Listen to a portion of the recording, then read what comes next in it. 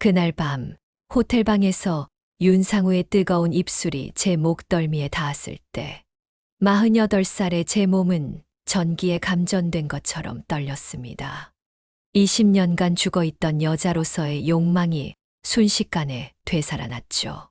그의 손길이 제 허리를 감싸고 그 손가락이 제 등을 타고 올라갈 때 이성은 사라지고 오직 본능만이 남았습니다. 그 순간만큼은 아내도 엄마도 아닌 한 여자로 돌아갔어요. 평생 단 하나의 남자만 알던 제가 그날 밤 20년 결혼 생활을 송두리째 뒤흔들 선택을 했습니다. 지금 이 목소리의 주인공은 76세 김혜숙입니다. 제가 감히 이런 충격적인 고백을 하는 이유는 여러분도 저와 같은 치명적 실수를 하지 않길 바라는 마음 때문입니다. 오늘은 평범한 중년 여성이 빠져든 위험한 불륜의 함정과 그 처절한 대가에 관한 이야기입니다. 남편의 무관심 속 외로움에 빠진 여성, 산악회에서 만난 남자와의 금지된 관계, 그리고 모두를 충격에 빠뜨린 결말. 이 이야기는 어떤 드라마보다 더 극적이고 어떤 소설보다 더 가슴 아픈 실화입니다. 시작하기 전 더 많은 분들과 이런 충격적인 인생 고백을 나눌 수 있도록 구독과 좋아요 눌러주세요. 무료입니다. 이제 김혜숙 할머니의 떨리는 고백을 들어보시죠. 모든 건 제가 남편 곁에서 투명인간이 되면서 시작되었습니다. 48살, 한때는 남편의 눈에 별처럼 빛나던 여자가 이제는 그저 집안의 가구처럼 존재감 없는 사람이 되어 있었죠. 거실 시계만 째깍거리는 적막한 아파트에서 매일 혼자 흘려보내는 시간들. 생일에도 결혼기념일에도 남편 민수는 회사 일이 바빠서라는 한마디로 무심함을 포장했어요. 어느 날 화장대의 거울을 보다가 깜짝 놀랐어요. 10년은 더 늙어 보이는 얼굴, 생기 없는 눈빛, 시들어버린 입술. 이게 정말 나야? 거울 속 여자는 마치 영혼이 빠져나간 듯 했죠. 남편과의 관계는 차라리 얼음장 같다면 녹일 희망이라도 있을 텐데 우리 사이엔 그저 무관심만이 가득했어요. 침대에서의 관계는 1년 넘게 없었고 서로 등을 맞대고 자는 게 일상이었죠. 물론 처음부터 이렇진 않았어요. 젊었을 때는 매일 밤 정열적인 사랑을 나누던 남편이었는데 언제부턴가 제 몸에 손 한 번 대지 않았어요. 가끔 화장이라도 조금 진하게 하면 뭐하러 그런 짓을 하냐는 핀잔만 들었죠. 그러던 어느 날 대학 동창 소영이 전화가 왔어요. 혜수가, 너 요즘 목소리가 완전 좀비 같아. 제발 나와서 좀 만나자. 20년 만에 처음으로 누군가 제 상태를 알아챈 거예요. 그 순간 참았던 눈물이 폭포처럼 쏟아졌죠. 난 지금 살아있는 건지 죽어있는 건지 모르겠어. 당장 내일 나와. 우리 동네 장미공원, 산악회에 함께 가자.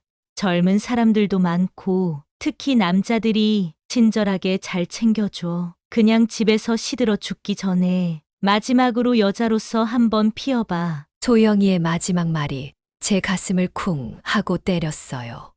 여자로서 피어본다. 얼마나 오랫동안 잊고 살았던 말인가요? 그때는 몰랐죠. 이 작은 선택이 제 인생을 완전히 뒤바꿔 놓으리란 걸. 산악회 첫날, 제 낡은 운동화와 구식 트레이닝복을 입고 가려니 갑자기 부끄러워졌어요. 얼마나 오랫동안 제 모습을 가꾸지 않았던지. 그래도 용기를 내어 나갔죠. 안녕하세요. 처음 오셨네요. 김혜숙 씨죠? 소영 씨가 말해줬어요. 동호회장 박지선의 환한 미소가 저를 반겨주었어요. 그곳에서 만난 사람들은 모두 활기차고 밝았어요. 마치 다른 세상 같았죠. 하루 종일 텅 빈 집에만 있다가 이런 활기찬 공간에 들어오니 숨통이 트이는 기분이었어요. 동호회에 가입하고 몇 주 지나 청송산 1박 2일 산행 일정이 잡혔어요. 평생 혼자서 집을 비워본 적이 없던 저에겐 엄청난 모험이었죠. 이번 주말에 산악회에서 1박 2일 사는 간데 TV만 보던 남편은 고개도 들지 않았어요. 그래? 알았어. 조심해서 다녀와. 그 무관심한 대답에 속으로 웃음이 났어요. 내가 남자랑 도망가겠다고 해도 이런 반응일까 하는 씁쓸한 웃음이었죠. 산행날 장미공원에 도착하니 벌써 다들 모여 있었어요. 그때 처음으로 그를 진짜로 보게 되었습니다. 김혜숙 씨, 처음 뵙겠습니다. 산악회 부회장 윤상우입니다. 50대 초반의 그는 탄탄한 몸매에 깊은 눈빛을 가진 매력적인 사람이었어요. 다른 회원들을 챙기면서도 유독 저에게 특별한 관심을 보이는 것 같았죠. 청송산을 오르는 중간 저는 숨이 가빠와 잠시 쉬게 되었어요. 그때 윤상우가 다가왔죠. 많이 힘드세요? 여기 초콜릿 드세요. 에너지 보충하는 데 좋아요. 그의 손에서 초콜릿을 받아들 때 우리 손이 스쳤어요. 마치 전류가 흐르는 듯한 느낌. 심장이 쿵 내려앉는 것 같았죠. 너무 오랜만에 느껴보는 감정이라 당황스러웠어요. 감사합니다. 그런데 왜 저한테 이렇게 잘 해주시는 거예요? 용기 내어 물었더니 그가 미소 지으며 낮은 목소리로 대답했어요. 처음 봤을 때부터 눈에 띄었어요. 수줍게 구석에 서 있는 모습이 마치 물 한 방울 없이 메말라가는 꽃 같았거든요. 그 꽃에 물을 주고 싶었어요. 그 말에 갑자기 눈물이 날 것 같았어요. 얼마나 오랫동안 이런 말을 듣고 싶었는지, 누군가 나를 여자로 바라봐 주는 것이 얼마나 그리웠는지. 산장에 도착해 저녁 식사 후 모두 모여 작은 파티가 열렸어요. 술이 돌아가고 노래도 부르고 오랜만에 느껴보는 즐거움이었죠. 혜숙 씨, 한잔 하실래요? 윤상우가 내 옆에 앉으며 따뜻한 막걸리를 건넸어요. 평소 술을 잘 못 마시지만 그날은 기분이 좋아 한 잔, 두 잔. 어느새 얼굴이 달아오르고 있었죠. 혜숙 씨, 혹시 명품, 백이나 보석 같은 거 좋아하세요? 갑작스러운 질문에 조금 당황했어요. 왜 그런 걸 물으세요? 당신 같은 분은 명품이 잘 어울릴 것 같아서요. 특히 진주는 당신의 피부, 톤과 정말 잘 어울릴 거예요. 그의 말에 기분이 묘하게 좋았어요. 결혼한 지 20년이 넘었지만 남편은 한 번도 제게 어울리는 액세서리를 골라준 적이 없었거든요. 오히려 그런 거 사서 뭐 하냐는 말만 했었죠. 사실 여기 왔다가 우연히 발견한 게 있어요. 그가 주머니에서 작은 상자를 꺼냈어요. 열어보니 진주 귀걸이였죠.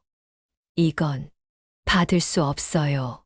부담 갖지 마세요. 그냥 친구로서 주는 선물이에요. 당신이 웃는 모습이 너무 보기 좋아서. 내 손은 떨리고 있었지만 거절하지 못했어요. 얼마나 오랫동안 누군가에게 특별한 존재로 대접받고 싶었는지 모르겠어요.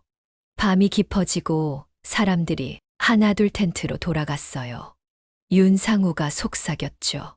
저 위에 별이 정말 예뻐요. 서울에선 볼 수 없는 광경이에요. 같이 보러 갈래요? 이성은 가지마 하고 소리쳤지만 몸은 이미 그를 따라가고 있었어요. 산장에서 조금 떨어진 곳, 별이 쏟아지는 작은 언덕에 올랐죠. 와, 정말 아름다워요. 고개를 들어 밤하늘을 올려다보니 별들이 마치 손에 닿을 듯 가까웠어요. 네, 정말 아름다워요. 마치 혜숙 씨의 눈동자처럼요. 갑작스러운 그의 말에 심장이 쿵 뛰었어요. 고개를 돌리자 그의 얼굴이 가까이, 너무 가까이 있었죠. 무슨 말씀을?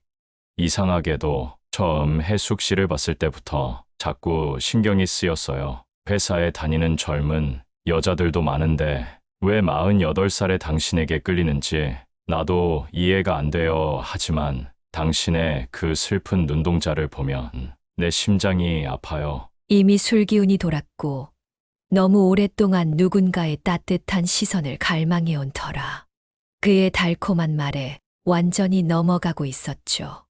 그의 손이 제 뺨을 감쌌을 때 순간 몸이 굳었어요. 하지만 그 따뜻함에 20년간 말라있던 감정이 한꺼번에 쏟아져 나왔죠. 이러면 안 돼요. 떨리는 목소리로 말했지만 이미 내 몸은 그에게 반응하고 있었어요. 혜숙 씨, 나도 알아요. 당신도 결혼했고, 나도 그래요. 하지만, 우리 같은 사람들은 너무 외로워요. 잠시만이라도 이 순간만큼은 그 모든 걸 잊고 우리 자신으로 돌아갈 순 없을까요? 그의 말이 술처럼 제 이성을 마비시켰어요. 그리고 그의 입술이 제 입술에 닿았을 때 더 이상 저항할 수 없었죠. 48년 인생에서 처음으로 남편이 아닌 다른 남자와 키스를 했어요. 그것도 정말 뜨겁게요. 여기 안 돼요. 누가 볼 수도 있어요. 귓가에 속삭이자 그가 내 손을 잡고 일으켰어요. 가까운데 좋은 곳이 있어요. 아무도 모를 거예요. 그가 예약해둔 산장 근처 독채로 향했어요. 문을 닫는 순간 모든 경계가 무너졌죠. 그의 손이 제 옷 속으로 미끄러져 들어왔고 20년 동안 잊고 있던 여자로서의 감각이 폭발했어요. 그날 밤 우리는 서로에게 완전히 빠져들었고 남편도 가족도 도덕도 모두 잊은 채 뜨거운 시간을 보냈어요.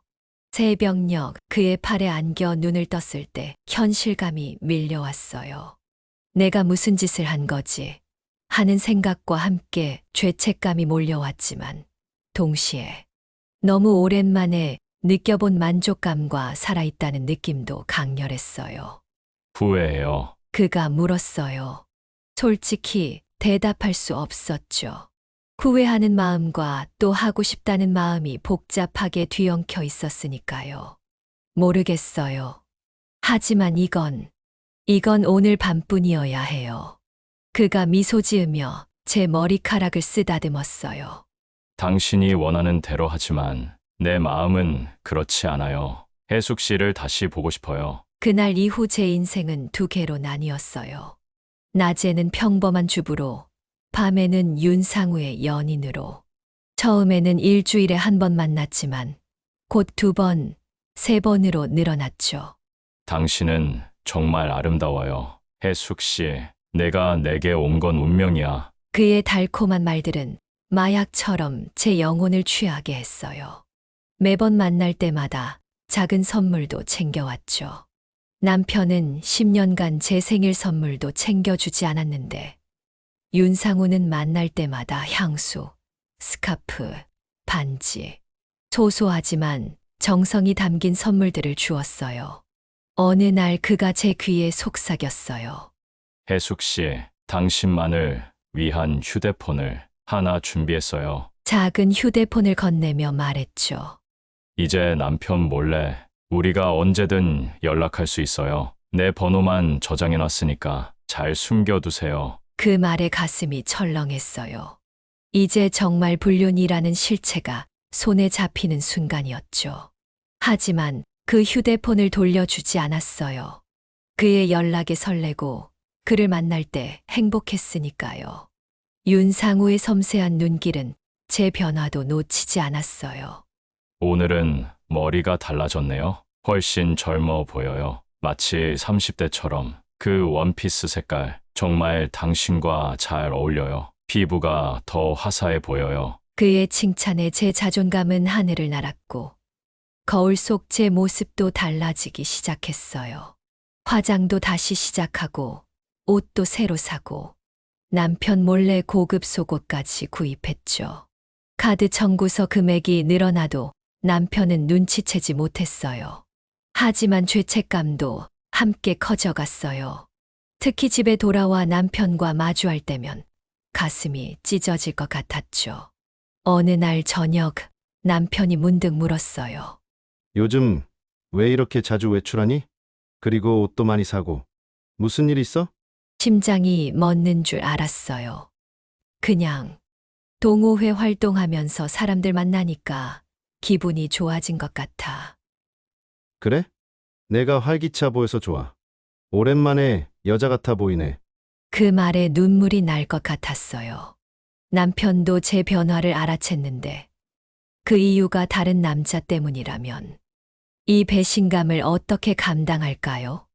어느 날 윤상우가 호텔방에서 갑자기 제안했어요. 혜숙 씨, 사실 제가 좀 급한 일이 생겼어요. 걱정스러운 표정이었죠. 무슨 일이세요? 사업 관련해서 급히 자금이 필요한데 혜숙 씨 500만 원만 빌려주실 수 있을까요? 한 달만요. 이자도 충분히 드릴게요. 순간 당황스러웠어요. 그렇게 큰 돈을 어디서 구할 수 있을까?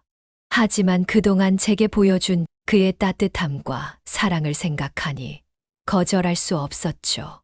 알겠어요. 제가 비상금으로 모아둔 돈이 있으니까 결혼 생활 20년 동안 조금씩 모아둔 제 비상금을 그에게 건넸어요. 그는 진심 어린 고마움과 함께 다음 달에 꼭 갚겠다고 약속했죠. 윤상우와의 만남은 점점 더 깊어졌어요. 한 번은 그가 충격적인 제안을 했죠. 혜숙 씨, 우리 함께 도망가요. 네. 무슨 말씀이세요? 당신과 나 모든 걸 버리고 새로 시작해요. 제주도나 강원도 같은 조용한 곳에서 둘이 새 삶을 살아요. 당신은 남편과 행복하지 않잖아요. 나도 마찬가지고. 순간 현실감이 밀려왔어요. 정말 20년의 결혼 생활과 가족을 버리고 이 남자와 도망칠 수 있을까요? 아이들은 어쩌고? 그리고 정말 그와 함께라면 행복할까요? 생각할 시간이 필요해요. 그날 집으로 돌아오는 길이 유난히 길게 느껴졌어요. 머릿속은 혼란스러웠고 가슴은 무거웠죠. 윤상우의 제안을 진지하게 고민하기 시작했어요. 어쩌면 이것이 제 인생의 마지막 기회일지도 모른다는 생각이 들었으니까요. 남편이 갑자기 말했어요. 이번 주말에 회사 행사가 있어. 회장님 취임 10주년 기념 파티야. 부부 동반이니 잘 차려입고 같이 가자. 심장이 쿵 내려앉았어요. 3개월 동안 한 번도 남편의 회사 행사에 초대받은 적이 없었는데 하필이면 지금 윤상우에게 문자를 보냈어요. 토요일에 남편 회사 행사가 있대요. 어떡하죠? 답장이 왔어요. 걱정 마세요. 호텔이 크니까 마주칠 일 없을 거예요. 혹시 마주치더라도 모른 척하면 돼요. 토요일 호텔 연회장에 들어서는 순간 제 눈을 의심했어요. 맞은편 테이블에 윤상우가 앉아 있었거든요. 그것도 우아한 드레스를 입은 여성과 함께요. 그녀는 윤상우의 팔을 자연스럽게 잡고 있었고 그들은 마치 오랜 부부처럼 편안해 보였어요. 여보, 저기 윤상무도 왔네. 인사 가자. 남편의 말에 온몸이 얼어붙었어요. 윤상무. 응. 저기 앉아 있는 사람. 업계에서 꽤 유명한 사람이야. 우리 회사 창립 멤버 중 한 명이고. 숨이 막혔어요. 윤상우는 저에게 중소기업 과장이라고 했었는데 게다가 남편과 같은 회사라니 화장실로 달려가 문자를 보냈죠. 당신 봤어요. 그 여자는 누구죠? 그리고 왜 남편 회사 사람이라고 말 안 했어요? 답장이 왔어요. 제 아내예요. 걱정 마세요. 그냥 형식적인 자리예요. 회사 일은 복잡해서 말하기 어려웠어요. 화장실에서 나오는데 윤상우의 아내와 마주쳤어요. 그녀의 차분한 미소가 왠지 소름 끼쳤죠. 김혜숙 씨죠? 온몸이 얼어붙었어요. 네. 그런데 어떻게 남편이 수첩에 당신 이름과 전화번호를 적어두었더군요. 처음엔 그냥 동호회 회원인 줄 알았어요. 근데 자꾸 핸드폰을 감추고 밤늦게 들어오길래 뭔가 이상해서 따라가 봤죠. 그녀의 목소리는 의외로 차분했어요. 분노가 아닌 체념이 느껴졌죠. 저 정말 죄송합니다. 저는 한 번도 아니고 벌써 여러 번이에요. 상우는 취미처럼 이런 짓을 해요. 당신만의 잘못은 아니에요. 하지만 언젠가 반드시 상처받을 거예요. 그 말에 머리가 핑 돌았어요. 여러 번이라니. 나만 특별한 게 아니었다는 뜻이잖아요. 무슨 말씀이신지. 상우는 동호회마다 한 명씩 목표물을 정해요. 산악회, 골프 모임, 독서 모임, 패턴이 항상 같아요. 처음엔 초콜릿 같은 작은 것부터 주고, 친절하게 챙겨주고, 나중엔 선물도 주고, 그리고 당신은 특별해요. 당신을 만난 건 운명이에요. 함께 떠나요. 이런 말들 익숙하죠? 제 얼굴이 하얗게 변했어요. 정확히 제가 들었던 말들이었어요. 마치 대본을 읽는 것처럼. 이제 와서 말씀드리자면 그는 여러 여성들에게 비슷한 패턴으로 접근해서 돈을 빌리거나 관계를 맺는 걸 즐기는 사람이에요. 제가 알기론 당신이 그에게 돈을 빌려줬죠? 어떻게 알았지? 하는 표정으로 그녀를 바라보자 그녀는 웃음을 지었어요. 봤어요. 그날 호텔 로비에서 돈 봉투를 건네는 모습. 돌려받을 생각은 마세요. 절대 갚지 않을 테니까. 이 핸드폰 보세요. 그녀가 보여준 사진들. 윤상우가 다른 여성들과 찍은 모습들. 호텔 로비, 식당, 심지어 차 안에서의 친밀한 장면들까지. 사진마다 다른 여성들이었어요. 그 중에는 제 모습도 있었고요. 그리고 이건 최근에 발견한 그의 비밀 통장이에요. 당신뿐만 아니라 다른 여성들한테서도 돈을 빌려 모은 거죠. 통장 내역을 보니 매달 여러 여성들에게서 받아낸 돈이 기록되어 있었어요. 제 이름 옆에도 500만 원이라는 금액이 적혀 있었죠. 그는 여성들에게 감정을 이용해 돈을 빌리는 전문가예요. 결코 갚지 않고요. 벌써 10명이 넘는 여성들에게서 돈을 받아갔어요. 그 순간 온몸에서 힘이 빠졌어요. 나는 그저 그의 사냥감 중 하나였던 거군요. 그가 내게 특별한 감정을 가졌다는 건 모두 거짓말이었어요. 화장실을 나와 남편에게 돌아가려는데 복도에서 윤상우와 마주쳤어요. 혜숙 씨, 무슨 일 있어요? 얼굴이 안 좋아 보여요. 그의 걱정스러운 표정이 이제는 완전히 가식으로 보였어요. 당신 아내를 만났어요. 그의 표정이 순간 굳었다가 금세 평정을 되찾았어요. 아, 뭐라고 하던가요? 당신이 이런 짓을 처음 하는 게 아니라고요. 여러 여성들에게 똑같은 수법으로. 그의 표정이 순간적으로 당황스러움에서 불안으로 그리고 다시 평정을 가장하는 모습으로 바뀌었어요. 그건 오해예요. 아내가 질투해서 하는 소리일 뿐이에요. 혜숙 씨, 내가 당신을 얼마나 사랑하는지. 더 이상 듣고 싶지 않았어요. 그의 말 한마디 한마디가 이제는 역겨웠으니까요. 다시는 연락하지 마세요. 모든 게 끝났어요. 그리고 제 돈 500만 원 일주일 안에 갚아주세요. 안 그러면 경찰에 신고할 거예요. 그의 표정이 순간 일그러졌어요. 마치 가면이 벗겨진 것처럼요. 돈이요? 무슨 돈이요? 준 적 없는데요. 증거 있어요? 그 순간 느꼈어요. 그가 얼마나 교활한 사람인지, 그리고 제가 얼마나 어리석었는지. 집으로 돌아오는 차 안에서 남편이 문득 말했어요. 윤상무 알아? 아까 내가 화장실 가 있을 때 그 사람 아내가 다가와서 내게 경고하더라. 자기 남편을 조심하라고.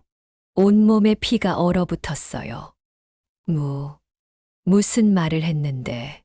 그 사람이 회사에서도 여직원들한테 접근해 돈을 뜯어내다가 잘렸던 전적이 있대. 회장님 친척이라 그냥 조용히 내보냈지만 이번이 그런 일이 처음이 아니라나. 그러고 보니 너희 동호회 어디였지? 혹시 윤상무가 거기도 있어? 심장이 요동쳤어요. 남편이 의심하고 있는 걸까? 그날 밤 잠 한숨 이루지 못했어요. 일주일이 지났어요. 윤상우에게서 돈은 오지 않았고 전화만 수십 통 왔어요. 모두 무시했죠. 그러던 어느 날 저녁 남편이 갑자기 심각한 표정으로 말했어요. 윤상우라는 사람 너랑 무슨 관계야? 왜 그런 질문을 해? 솔직하게 말해. 너희 둘 사이에 무슨 일이 있었던 거지? 남편의 눈빛은 이미 모든 것을 알고 있다는 듯 했어요. 목구멍까지 차오르는 공포를 억누르며 물었죠. 어떻게 알게 된 거야? 어제 그 남자가 우리 집 앞에서 기다리고 있더라. 술에 취해서 소란을 피우던데 경비원이 신고할 뻔했어. 막 내 이름을 부르면서. 온몸에서 식은땀이 흘렀어요. 윤상우가 취해서 우리 집까지 찾아왔다니. 그 남자가 하는 말이 내가 돈을 돌려달라고 협박했다면서? 그리고 너희 둘이 관계가 있었다고. 더 이상 숨길 수 없었어요. 다리에서 힘이 빠지고 온몸이 떨리며 눈물이 주체할 수 없이 쏟아졌죠. 미안해. 정말 미안해. 그렇게 모든 걸 털어놓았어요. 처음 만난 날부터 외로움에 빠져 그의 유혹에 넘어간 일, 그 후의 만남들, 돈을 빌려준 것, 그리고 호텔에서 그의 아내를 만나 진실을 알게 된 것까지. 고백하는 내내 남편의 표정은 계속 굳어갔어요. 그의 눈에서 분노와 배신감, 그리고 깊은 상처가 보였죠. 말을 마치고 나니 온몸에서 힘이 빠졌어요. 이제 모든 게 끝났다는 생각이 들었죠. 왜 그랬어? 남편의 목소리가 떨렸어요. 내가 어떻게 나한테 이럴 수 있어? 20년 넘게 같이 살았는데. 무슨 말을 해야 할지 모르겠어요. 그저 눈물만 흘렀죠. 나는 항상 내가 제일 소중했어. 물론 표현을 잘 못했지만 그래도 이렇게까지. 처음 보는 남편의 모습이었어요. 그가 이렇게 깊은 감정을 표현하는 걸 본 적이 없었거든요. 내가 그 사람이랑 같이 있었다고 생각하면 미쳐버릴 것 같아. 남편이 주먹으로 소파를 내리쳤어요. 그의 눈에 눈물이 고였죠. 20년 넘게 결혼 생활을 하면서 그가 우는 모습을 본 적이 거의 없었는데. 그러고 보니 내가 그 돈을 어디서 구했는지 알겠네. 그가 제 눈을 똑바로 바라봤어요. 우리 결혼기념일 때 같이 쓰려고 모아둔 여행 자금 말이야. 그 통장 비밀번호가 우리 결혼기념일이었지.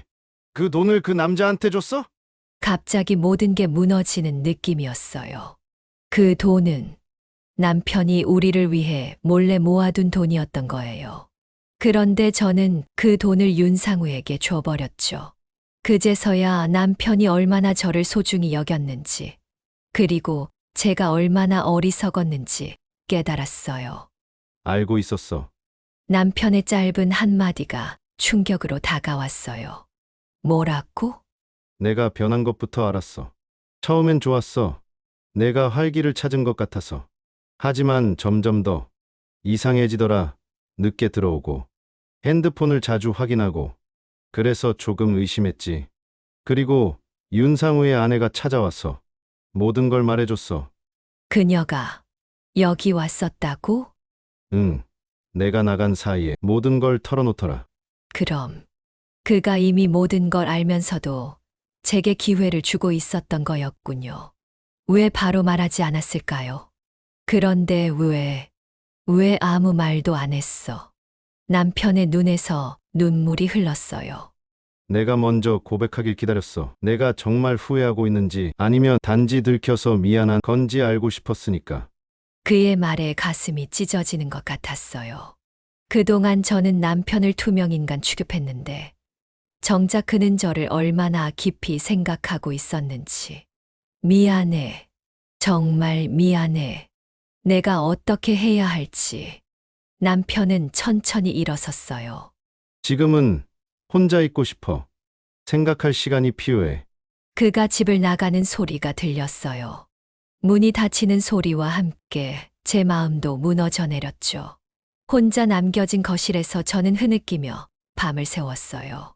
그렇게 소중한 것을 이제야 깨달았는데 이미 너무 늦은 걸까요? 남편은 일주일 동안 돌아오지 않았어요. 전화도 받지 않았고 문자에도 답이 없었죠. 그 시간 동안 저는 괴로움 속에서 몸부림쳤어요. 식욕도 없어지고 잠도 못 자고 매일 눈물로 베개를 적셨죠. 그리고 제 불안은 현실이 되었어요. 어느 날 아들이 찾아왔는데 그 표정이 얼음장 같았죠. 엄마 어떻게 그럴 수 있어요? 아빠가 모든 걸 말해줬어요. 다른 남자랑 정말. 듣고 싶지 않았어요. 준영아, 엄마가 정말 잘못했어. 미안해. 미안하다고요? 그게 다예요? 아빠가 얼마나 힘들어하는지 알아요? 평생 가족만 보고 살았는데 이제 와서 이런 배신을. 아들의 차가운 말에 심장이 찢어지는 듯 했어요. 딸도 전화로 비슷한 말을 했고, 친정 부모님까지 알게 되었죠. 모든 사람들 앞에서 창피를 당하는 기분이었어요. 그런데 이런 혼란 속에 윤상우가 또다시 나타났어요. 어느 날 밤 초인종이 울렸는데 문을 열어보니 취한 모습으로 서 있었죠. 혜숙 씨, 제발 나 좀 봐요. 내가 정말 미안해. 그 돈도 갚을게. 조금만 더 시간을 줘. 그리고 당신이 필요해. 문을 닫으려 했지만 그가 발을 밀어넣고 막았어요. 갑자기 그의 표정이 바뀌었죠. 500만 원. 그거 갖고 협박하지 마. 증거 없잖아. 그리고 당신이 먼저 유혹한 거 아니야? 그럼 그 돈은 대가로 생각하면 되지. 순간 치밀어 오르는 분노가 폭발했어요. 당장 나가요. 안 그러면 경찰 부를 거예요. 경찰. 그래 불러봐. 내가 유부녀면서 불륜했다는 것도 다 말해줄까? 내 남편, 자식들 다 망신당하게. 그 순간 현관 앞에 누군가 나타났어요. 남편이었죠. 뭐 하는 짓이야? 윤상우가 놀라서 뒤돌아봤어요. 남편은 차분하지만 무서운 눈빛으로 그를 바라봤죠. 당장 사라져. 그리고 다시는 내 아내에게 접근하지 마. 안 그러면 남편의 주머니에서 녹음기가 나왔어요. 당신이 먼저 유혹한 거 아니야? 부터의 대화가 고스란히 녹음되어 있었죠. 이거 경찰에 제출하면 협박죄에 사기죄까지 더해질 텐데 어때? 윤상우의 얼굴이 새하얗게 변했어요. 그는 아무 말 없이 도망치듯 사라졌죠. 남편이 집에 들어왔어요. 그가 돌아온 건가?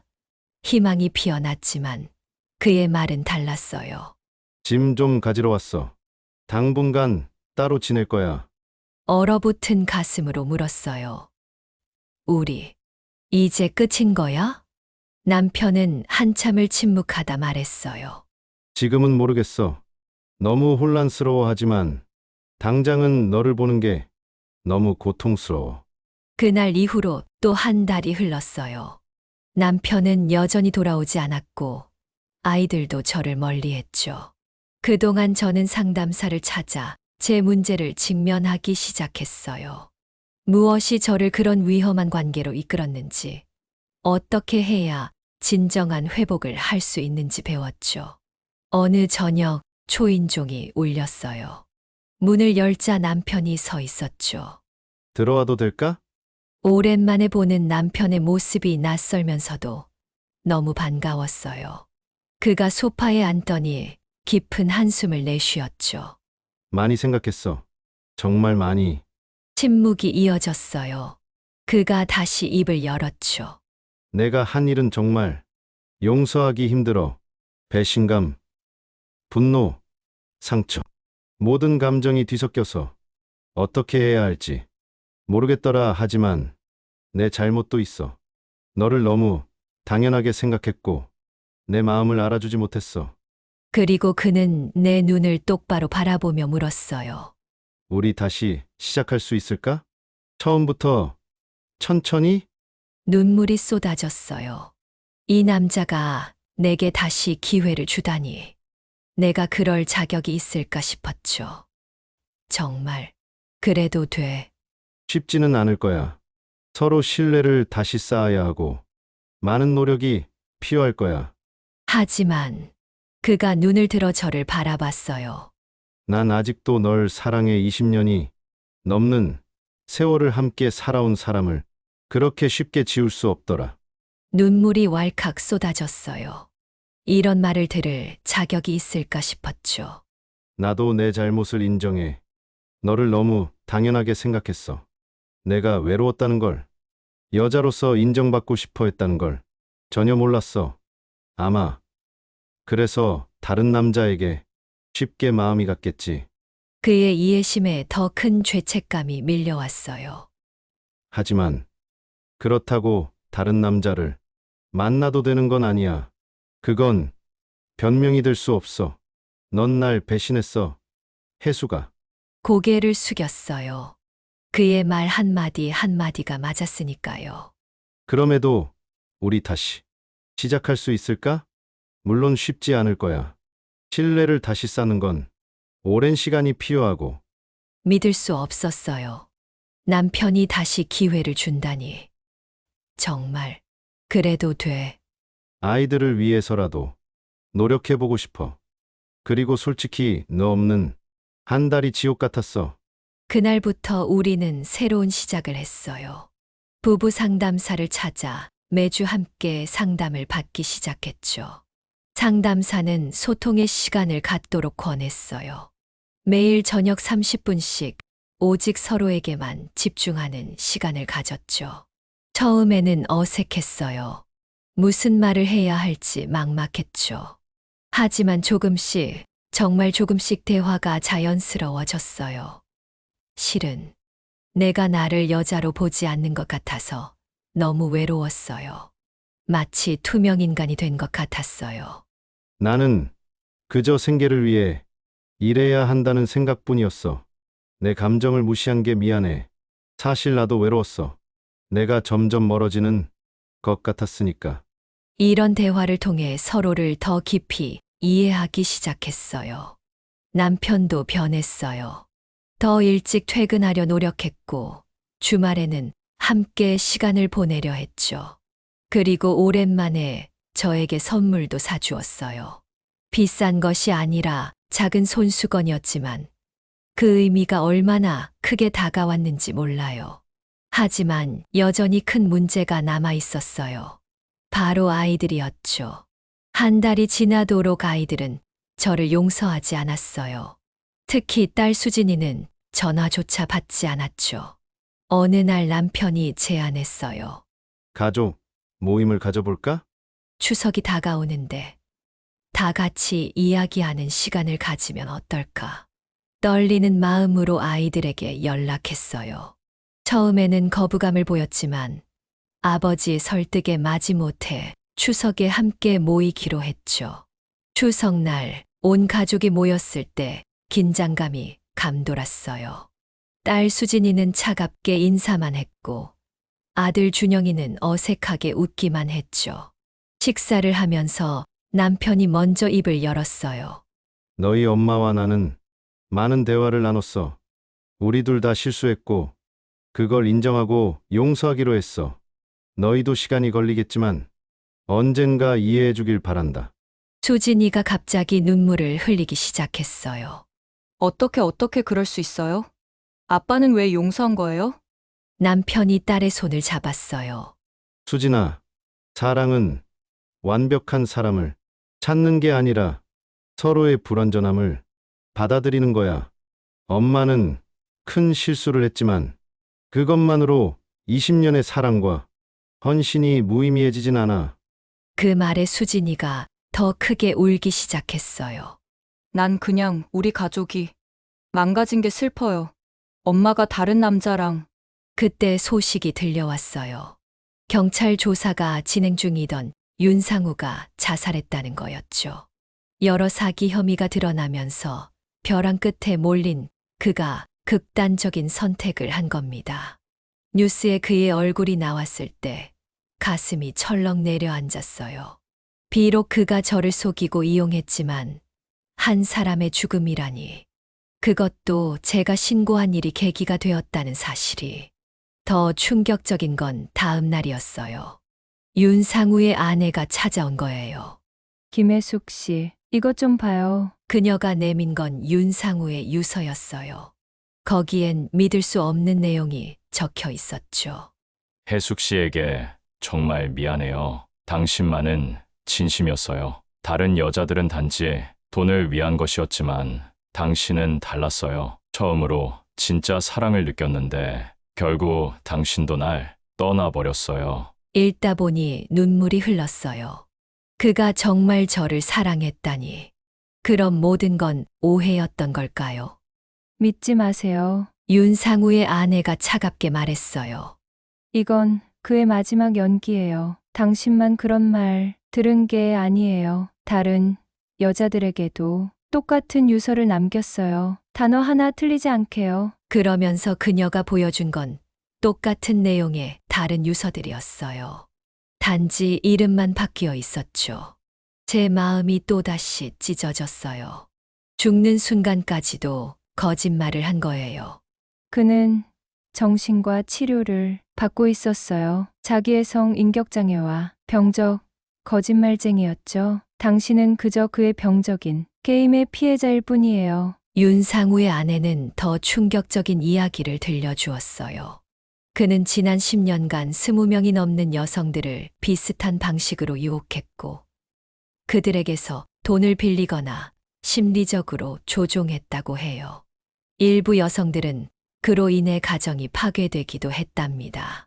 그녀가 떠난 후 이 이야기를 가족들에게 전했어요. 놀랍게도 이 비극적인 사건이 우리 가족을 다시 하나로 모으는 계기가 되었죠. 아이들은 저를 단순한 바람핀 엄마가 아닌 교묘한 사기꾼의 피해자로 보기 시작했어요. 물론 제 책임이 사라진 것은 아니지만 적어도 조금은 이해받을 수 있게 되었죠. 그로부터 28년이 흘러 저는 어느덧 76세가 되었어요. 남편은 5년 전 심장마비로 세상을 떠났지만 마지막까지 서로 사랑하며 살았어요. 역설적이게도 그 힘든 시간이 우리 관계를 더 단단하게 만들었으니까요. 아들과 딸은 이제 모두 장성해서 자신만의 가정을 꾸렸고, 저는 종종 손주들을 돌봐주며 평온한 노년을 보내고 있어요. 얼마 전 제 딸 수진이 찾아와 울면서 고백했어요. 엄마, 저 남편이 외도했어요. 순간 28년 전 기억이 떠올랐어요. 제 딸이 지금 제가 겪었던 그 고통을 겪고 있다니. 어떻게 알게 됐어? 문자를 봤어요. 그리고 그 여자가 직접 저한테 연락해서 딸의 이야기를 들으며 문득 깨달았어요. 제가 이 자리에 있는 이유를, 제가 그 부끄러운 과거를 갖고 있는 이유를. 수진아, 엄마 말 잘 들어봐. 지금 내가 어떤 결정을 내리든 그건 내 인생이야. 하지만 이것만은 꼭 기억해. 사랑은 완벽하지 않아. 우리 모두 실수를 해. 내 남편도, 넌 물론이고, 엄마처럼 말이야. 엄마, 중요한 건 그 실수 이후 어떻게 하느냐야. 용서할 수 있는지, 다시 시작할 수 있는지. 그건 오직 내가 결정할 수 있어. 하지만 기억해. 한 번의 실수가 20년의 사랑을 무너뜨릴 만큼 강하진 않아. 그리고 제 경험을 딸에게 솔직하게 이야기해 주었어요. 처음으로 딸에게 모든 걸 털어놓은 거예요. 제가 얼마나 어리석었는지, 어떻게 유혹에 넘어갔는지, 그리고 어떻게 다시 일어섰는지. 수진이는 울면서 제 손을 꼭 잡았어요. 엄마 그때 정말 힘들었겠네요. 그런데 왜 이제야 말해주세요? 그때는 내가 이해할 수 없을 거라 생각했어. 그리고 날 더 미워할까봐 두려웠어. 하지만 이제 내가 비슷한 상황에 처했으니 엄마의 경험이 도움이 될 수 있을 것 같아서. 그날 이후 제 딸은 남편과 다시 대화를 시작했고, 지금은 상담을 받으며 관계 회복을 위해 노력하고 있어요. 이제 와서 생각해보면 그 힘들었던 시간들이 제게 깊은 지혜를 가르쳐 준 것 같아요. 젊은 시절에는 사랑이 열정과 설렘이라고 생각했지만 지금은 알아요. 진짜 사랑은 그런 게 아니라는 걸. 진짜 사랑은 모든 상처와 실수를 끌어안고 함께 견디며 끝까지 곁에 남아주는 것이라는 걸. 완벽한 사람을 만나는 게 아니라 불완전한 서로를 이해하고 받아들이는 거예요.